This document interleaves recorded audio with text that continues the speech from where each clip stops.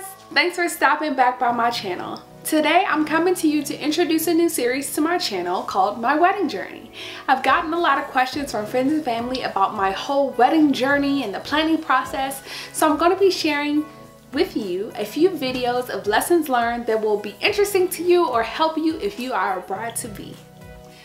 So today's video is going to be about bridesmaids, budget, and your guest list. I'm going to hit those three subjects and let you know my 2 cents on each. So let's talk about bridesmaids. Selecting who's going to be in your wedding can be a very difficult decision, and you can feel a lot of pressure depending on, who's in your circle and what you have going on. So I encourage you that when you're selecting your bridesmaids, select people that you want to be in your wedding. Don't select based on who you think would want someone, or the pressure that you're feeling from a family member or friend. Select based on who you want to be in your wedding. After all, it is your day. Also with bridesmaids, one thing that I found to be really helpful is to lay out some expectations. When you lay out expectations, you can give people an idea of what you expect. Now, I know I wasn't completely perfect with this, but once I kind of told people what I was looking for and I told them what I expected, it made things better in the wedding planning process. So laying out expectations is something that I think is extremely important.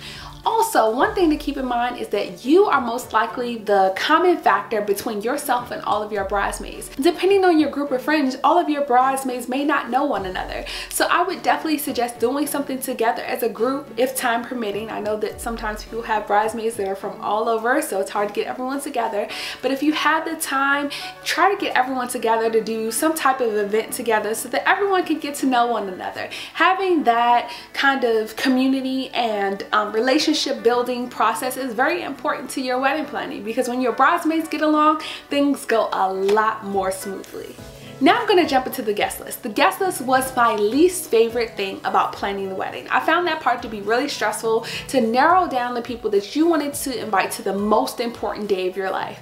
I fortunately was gifted an $80,000 wedding from Arena Stage in Washington, D.C., which I believe I've mentioned here on this channel, and I had the opportunity to invite 175 guests. Now, my husband and myself have different numbers when it comes to our families. He has a really large family where my family isn't as large, but I have a lot more friends than he does. So we had to kind of work really hard to balance out who we were going to invite and who we were not, especially because our wedding was being gifted to us, and any number over that 175 was going to cost us out of our pocket.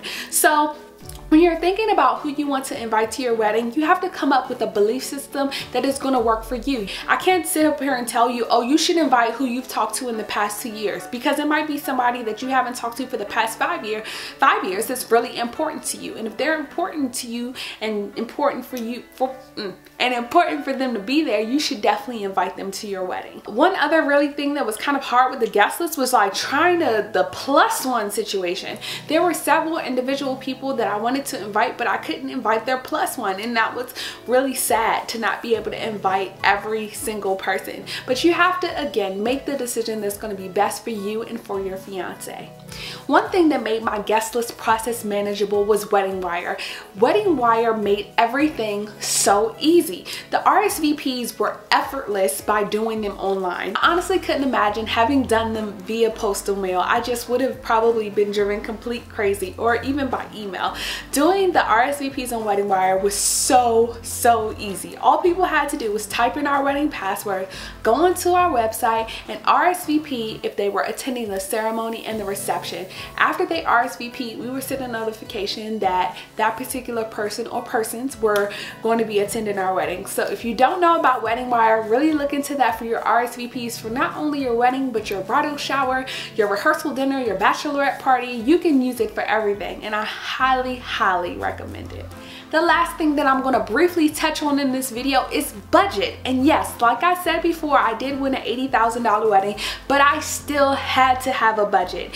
After we won the wedding, we knew that there were certain things that were going to be taken care of, like our catering, our photography, our videography, and things of that nature. But there were still miscellaneous items that we had to take care of. So we had to set a budget, and that budget included things like our honeymoon, table numbers, other decorations that may not have been included, attire for rehearsal dinner, bachelorette party, all of those different things. So set a budget that is attainable, and I actually recommend that you set that budget beneath what you can actually afford, because as you get closer to your wedding day, there will be miscellaneous expenses that will pop up. So you need to have money in the reserves to be able to take care of some of those miscellaneous expenses.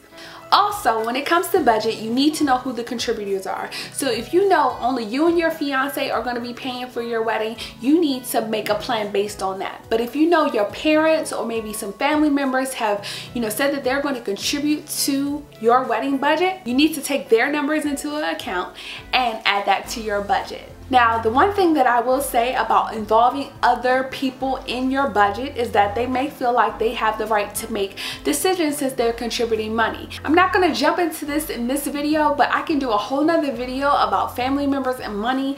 That can be a really touchy subject, and it can be hard to approach if you're not the type of person like myself that would normally ask for a contribution. So let's talk about that in another video, because that's a huge subject to try to undertake. Anyway guys, I hope you enjoyed this video, and I hope the tips that I gave you so far are helpful. If you have specific questions that you want to ask me about bridesmaids, your guest list, or your budget, feel free to leave those in the comment section and I'll get back to you as soon as I can. Thank you guys so much for watching. I'll catch you on the next video. Alright brides, go ahead and get to work. Bye!